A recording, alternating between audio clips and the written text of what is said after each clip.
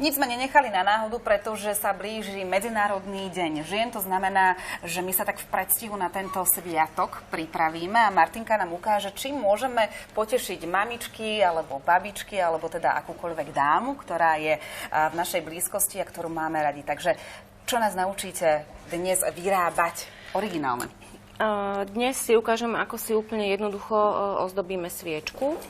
Buď klasickú sviečku, alebo potom čajovú sviečku. Áno, takže zdobíme sviečky dnes. Áno. A okrem toho si urobíme taký ako keby rámik, alebo môže to byť aj magnet, alebo označenie na dvere. Podľa toho, ako sa rozhodneme uchytiť zo zadnej strany potom ten rámik alebo obrázok. Takže môžeme sa pustiť do práce, začneme tým môžeme rámikom? sa pustiť, áno, začneme tým, pretože je to zložitejšie.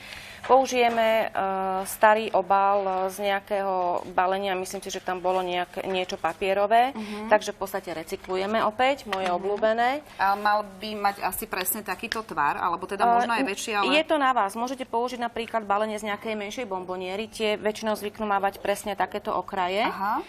A všetko, čo potrebujeme urobiť, keď si všimnete, používam prst, pretože nechce sa mi babrať so štecom. Takže jednoducho použijem akrylovú farbu a prstom si ju poroztieram po tom rámiku, po tom obale, ktorý mi bude vidieť. Takže používate akrylovú farbu? Je ideálna iba na papier, alebo aj na iný materiál? Fantázii sa medze nekladú, treba skúšať. Používame podklad, ktorý je v podstate odpad, takže ak sa vám aj náhodou prvýkrát nepodarí farba, ktorú chcete, tak jednoducho použijete ďalšiu krabičku, ďalší základ.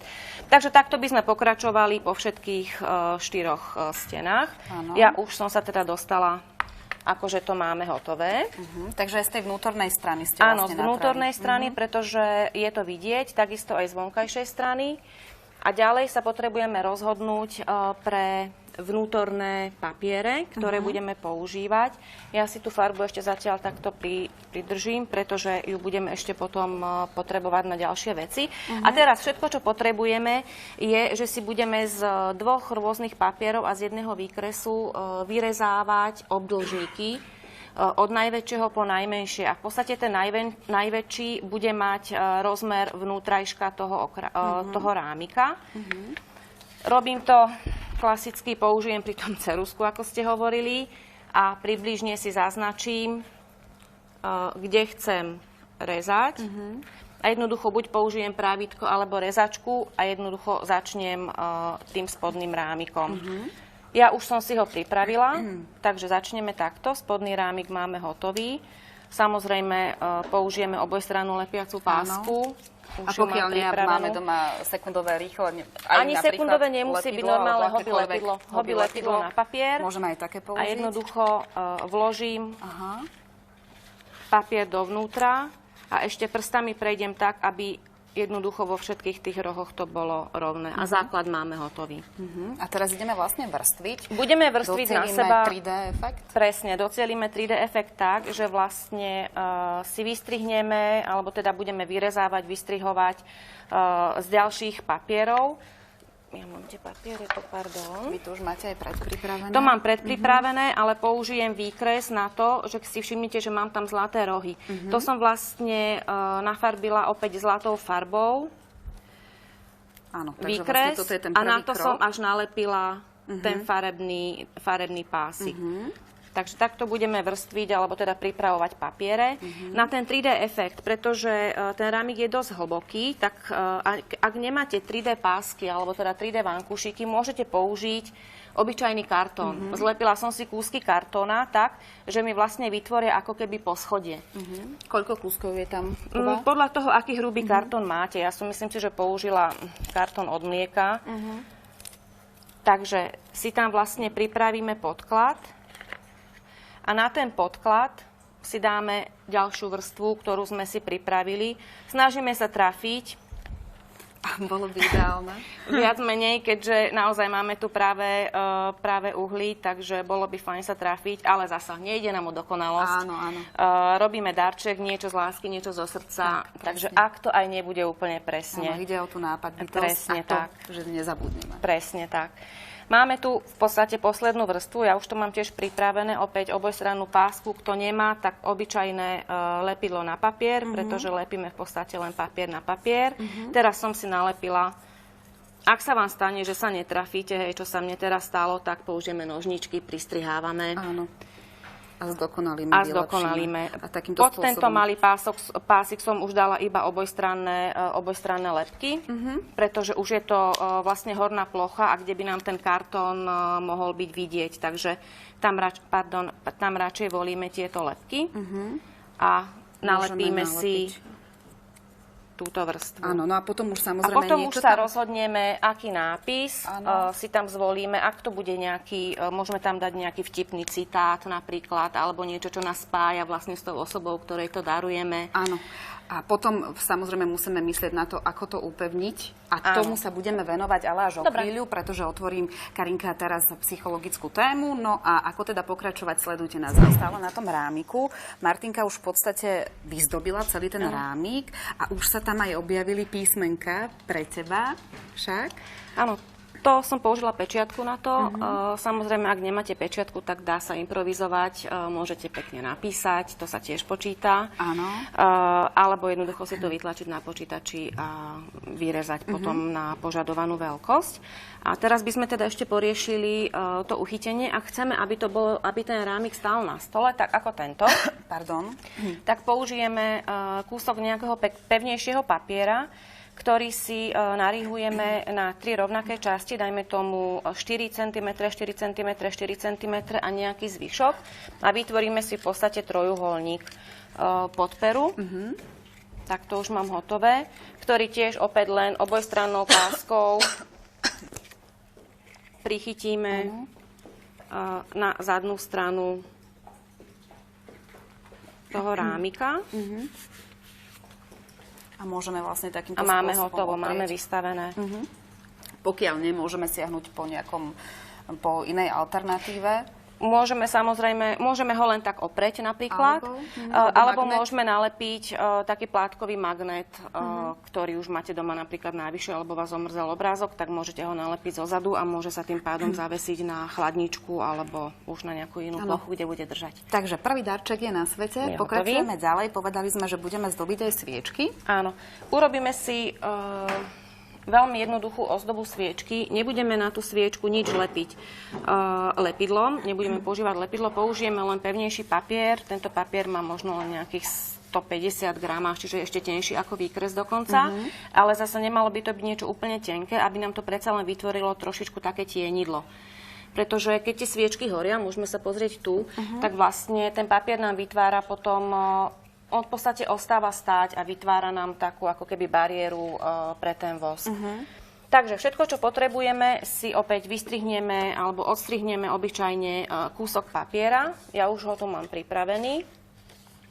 Kúsok papiera, opäť dáme obojstrannú lepiacu pásku. Alebo... To znamená, že ten papier nie je po celej výške. Nie je po celej výške, aby tam bola nejaká plocha aj na tú sviečku. A ono to bude aj pekné, keď ten vosk bude stekať, tak nám vytvorí také rôzny dezén. Áno. A všetko, čo urobíme, je, že si ten papier pomotáme okolo sviečky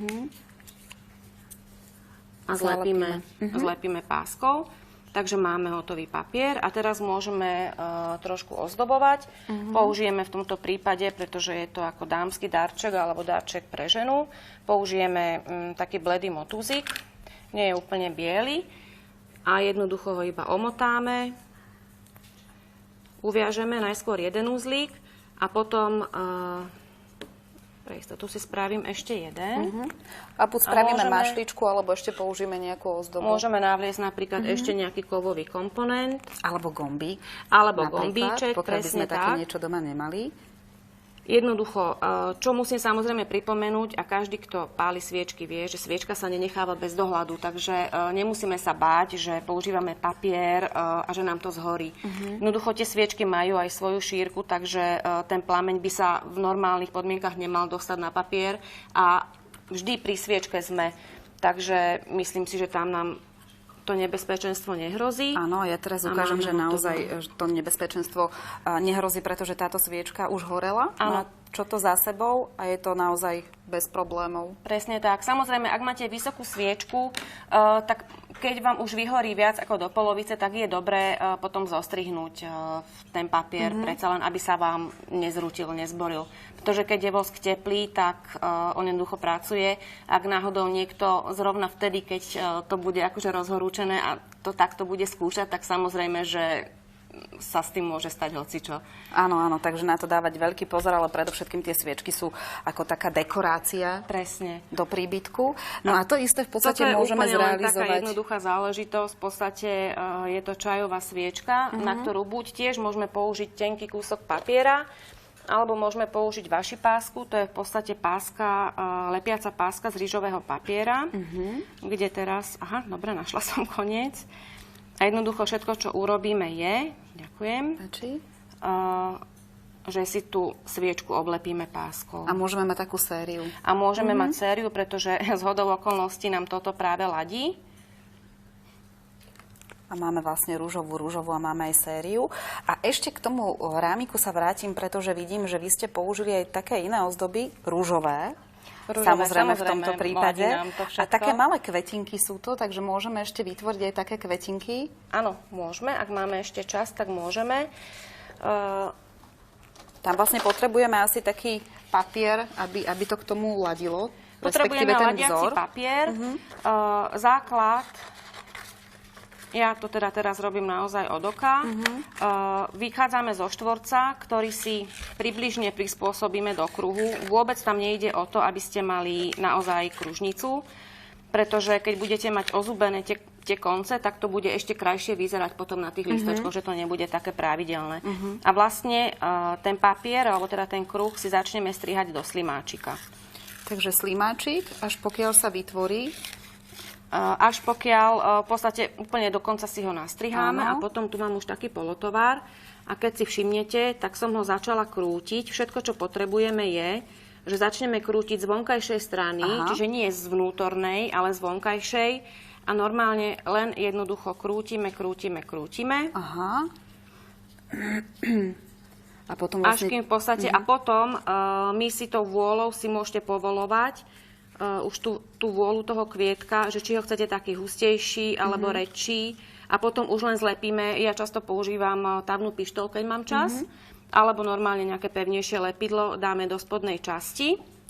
A pritlačíme. A prípadne ešte môžeme potom nejakým spôsobom vytvarovať ten kvietok. Áno, a nalepíme už v podstate na ten rámik. Super. Dobre, Martinka, veľmi pekne ďakujeme, že ste nás takýmto spôsobom inšpirovali.